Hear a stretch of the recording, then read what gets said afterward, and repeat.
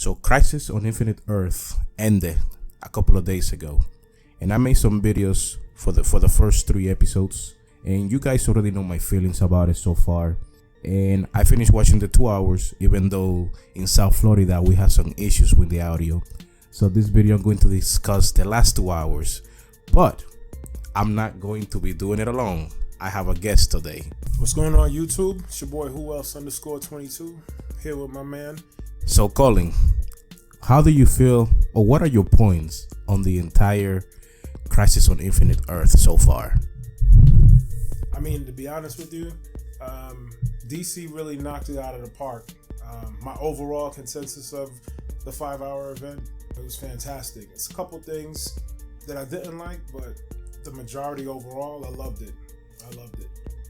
What about you? How did you feel about it? For me, it was a roller coaster because I was up and down.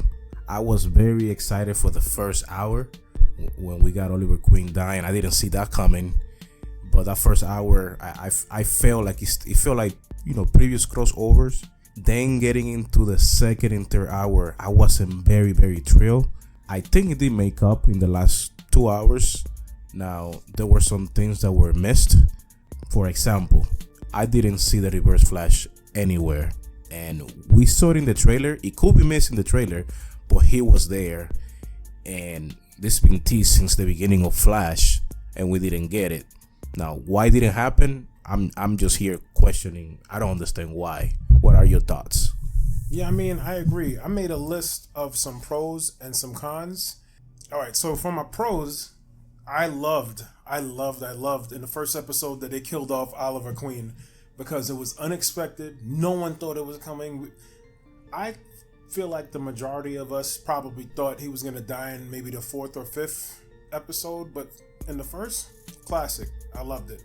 I loved having 3 Supermen on TV. The Earth 38 Superman, Earth 167 Superman, which is Smallville Superman, and the Superman Returns of Brandon Roth, which was Earth 96. Now, I'm not going to remember all the Earths, so I'm going to just bear with me.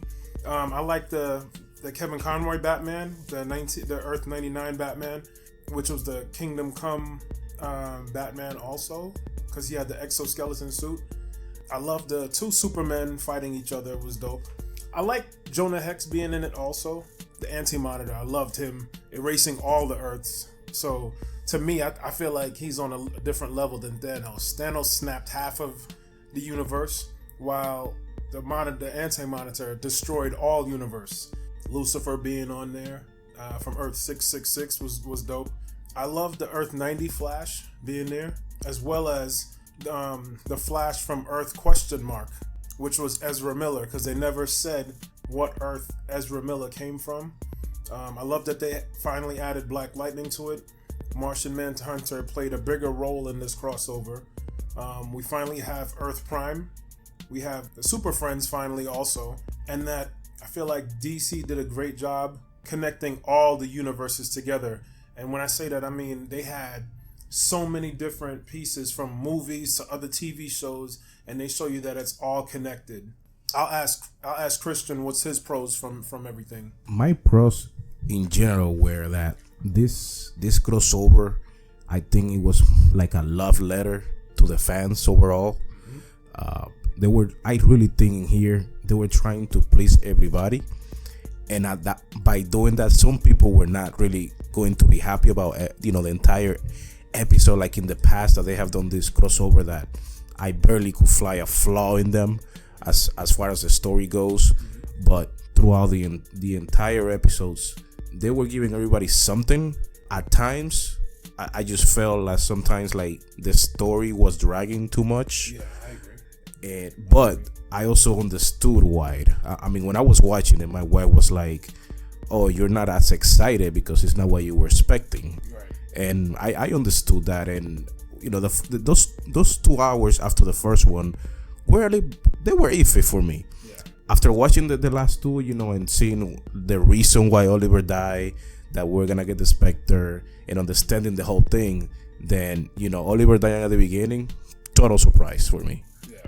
The biggest thing that got me off the couch. Like the video that I made a couple of days ago was Ursa Miller showing up, because I'm like, wait, how did they pull this off, and how it didn't leak in today's the age, you know? That's true. There was no photos, there was no anything, and I remember calling you that night, and I said, "Yo, did you see Justice League Flash?"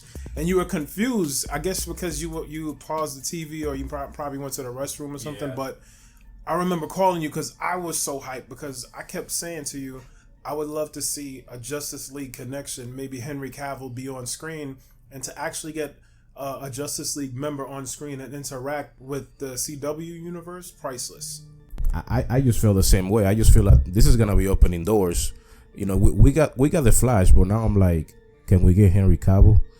I mean, anything is possible, man. Before, I would say no, the movies are off limits, because, you know, the suits, they make all these weird decisions and then go back on those decisions. But I mean, honestly, I loved it. They even showed you like other TV shows like Swamp Thing and Doom Patrol. Everything was all connected in one universe. So that was awesome for me.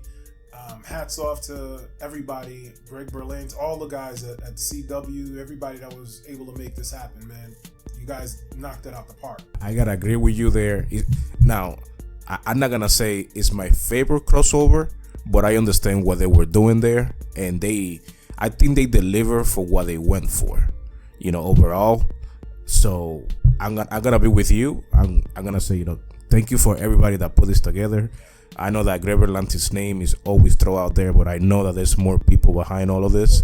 So the fact that we got to see so much, and one of the main things that I always look back at is, you know, we got that Kingdom Come Superman, but never forget that was a Christopher Reeve Superman. That's true. Think about that. Look how far back this goes, and at the end of the day, by the end of this episode, he got his happy ending. Yes, he finally got his final send-off.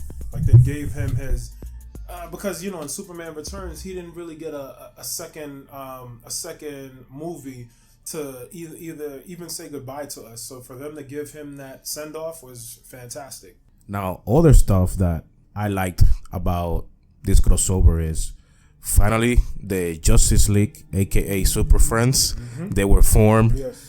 By the Flash, like it was teased by Gideon, but they never really said the Justice League. Yeah, that's true, because she said founding member, and then Flash cut her off from continuing. Right, and now there's still no name for whatever this is, but they kind of tease that probably they're not gonna call this the Justice League. They're gonna call it the Super Friends, because they have the theme song playing. Then they have the monkey that escaped. Yeah, that's true. That's true.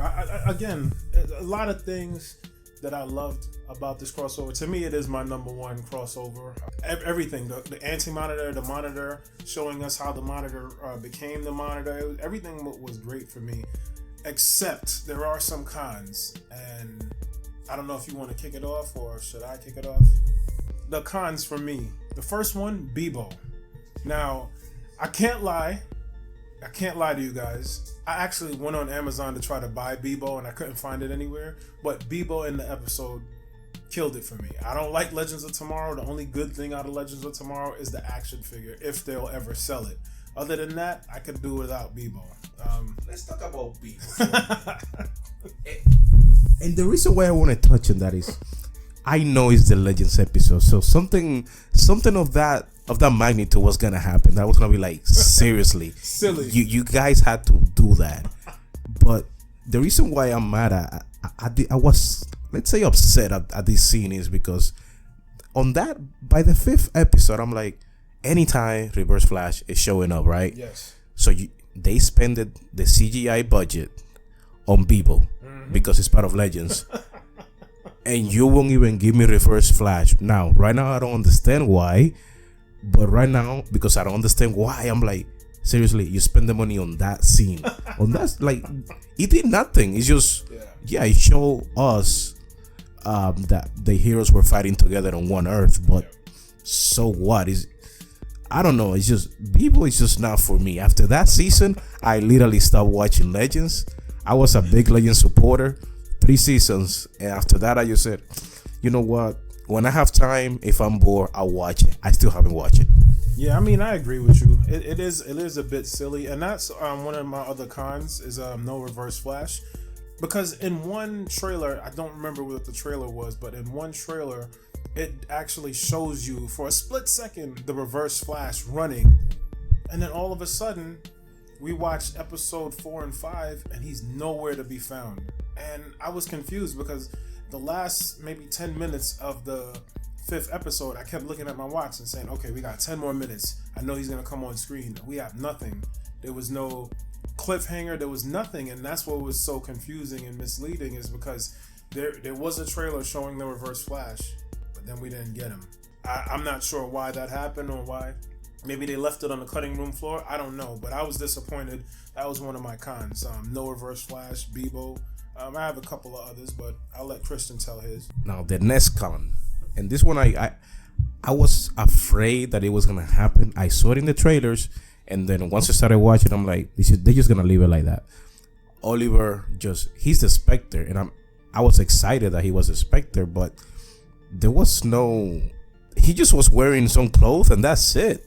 Yeah. Like, it's like, I don't know. He looks like he was in Star Wars. Yeah, I agree. And when he unlocked Barry's potential, all he did was touch his forehead, but at least I would have seen, I don't know, a sparkle or something. Yeah. Something. It just felt like kind of cheap. Yeah. Like, come on, you're gonna give this guy a send off, and you give him a send off basically as a god, but where's did you run out of money to a little bit? Like, I was expecting the Spectre to kind of like flow like the Red Skull on Boromir, something similar to that. I mean, I know they changed Oliver's voice, but and then he has some special effects when he was fighting the Anti-Monitor. Mm-hmm. But you know, he's going out, like, spend a little more money, make it look more like he's a ghost, because he said himself, like, oh, I'm like a ghost. Yeah. You wouldn't understand.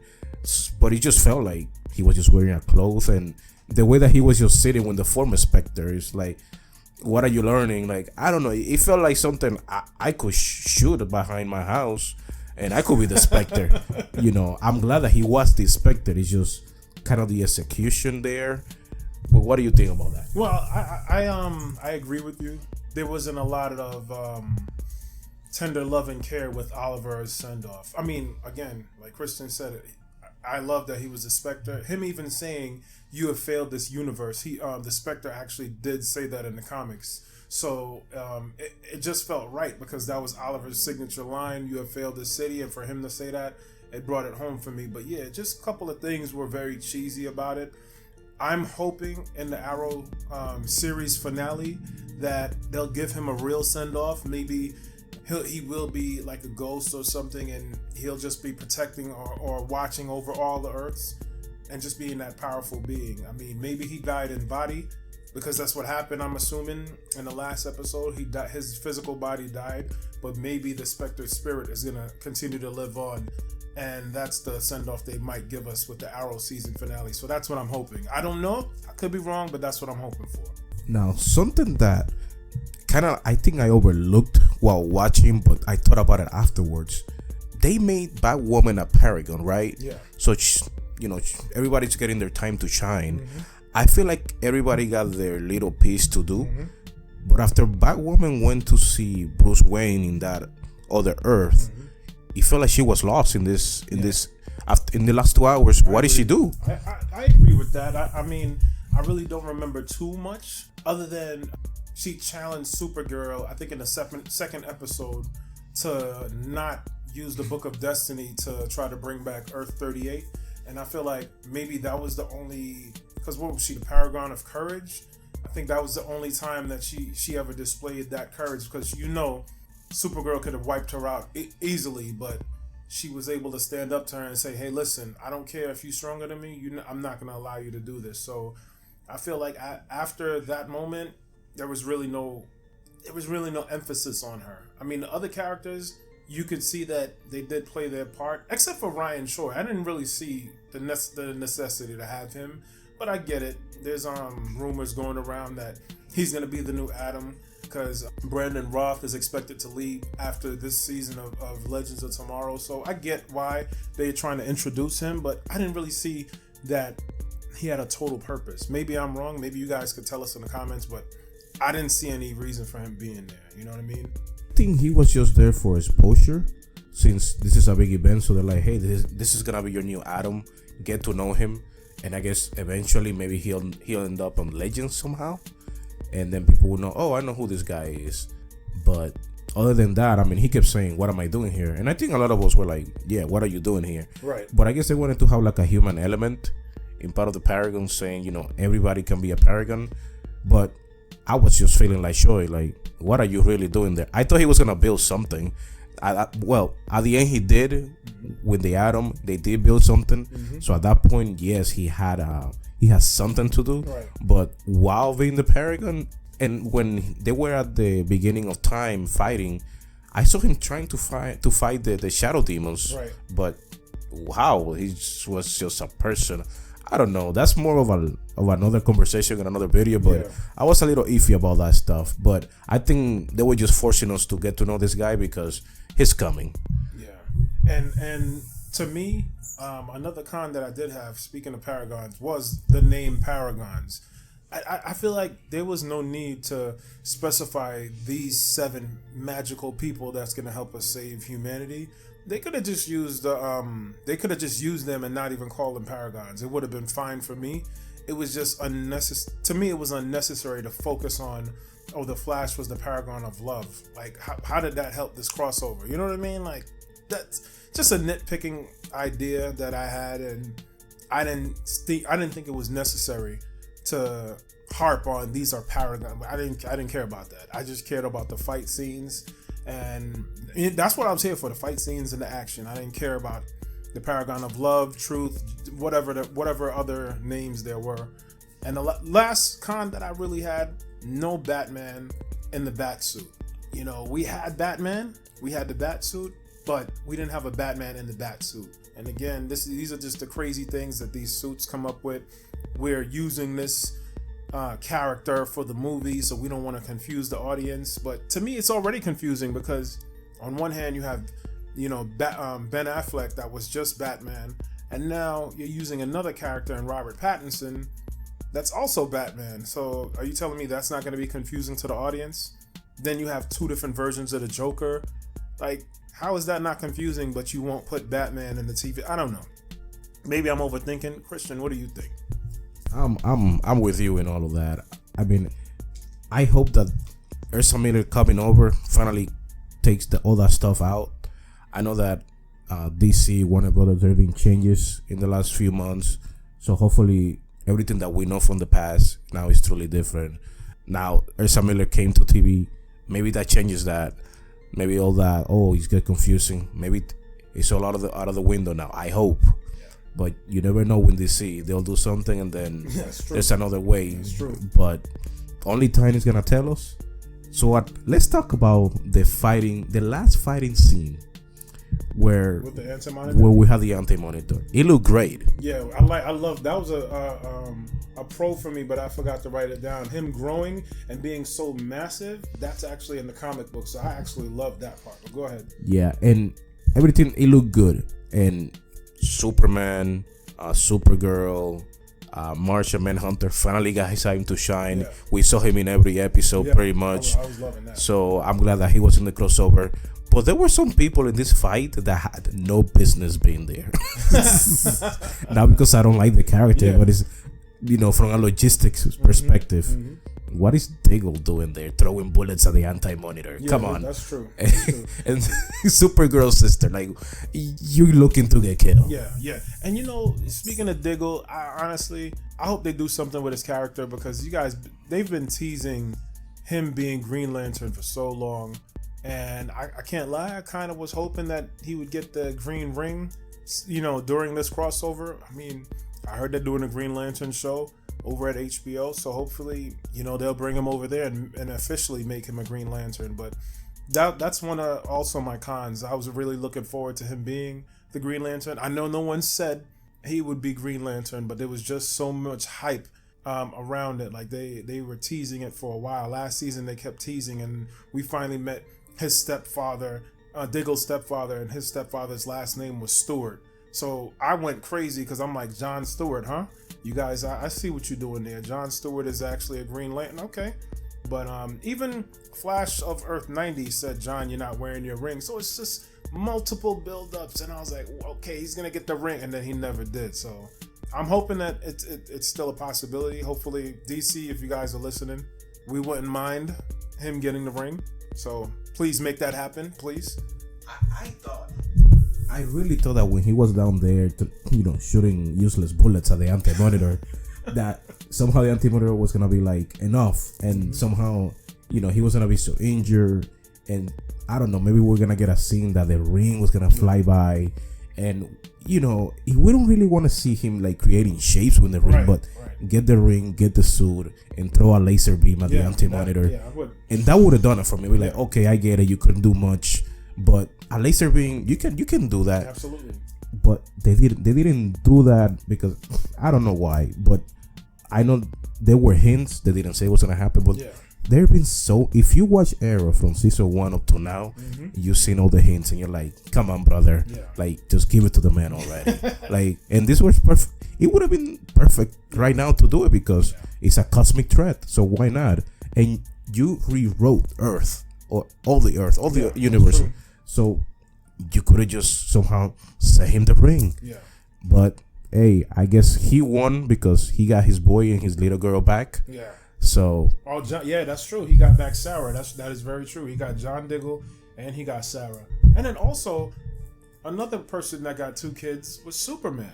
Now I've never heard that in the comics. Maybe I'm wrong, but Superman having 2 boys. Okay, I see what you guys are doing, and I'm interested to watch this new show. I think it's gonna be out next year. yes, I'm not sure.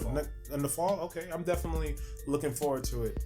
I love the crossover, and I can't wait to see what's gonna happen next year.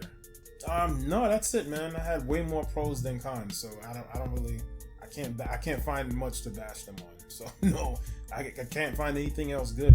Those are the things that I love. So nah. What about you?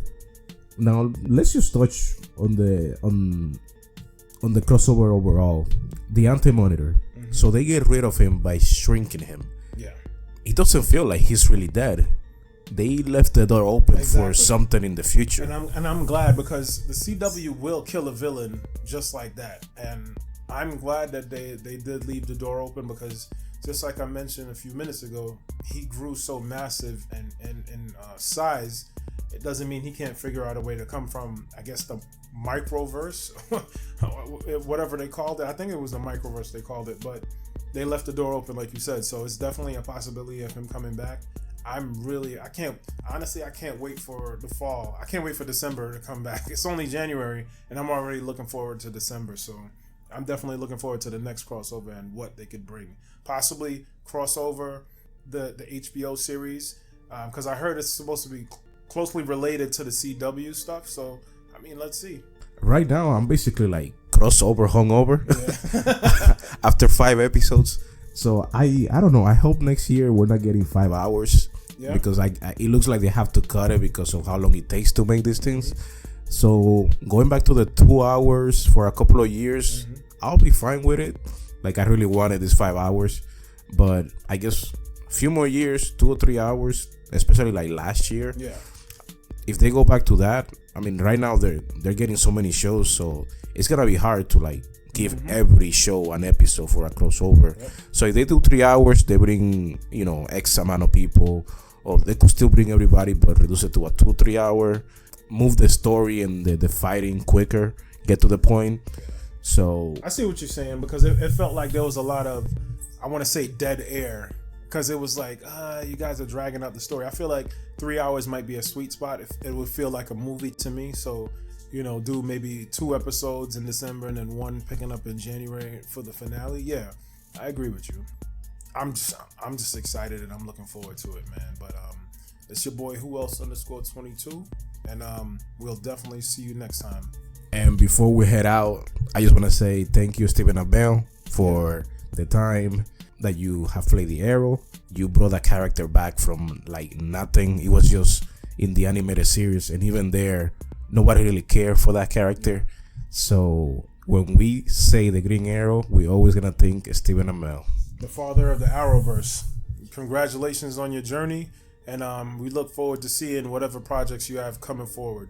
Now, guys, let us know in the comments how you feel about everything that we have discussed, whether it is you agree or you don't agree.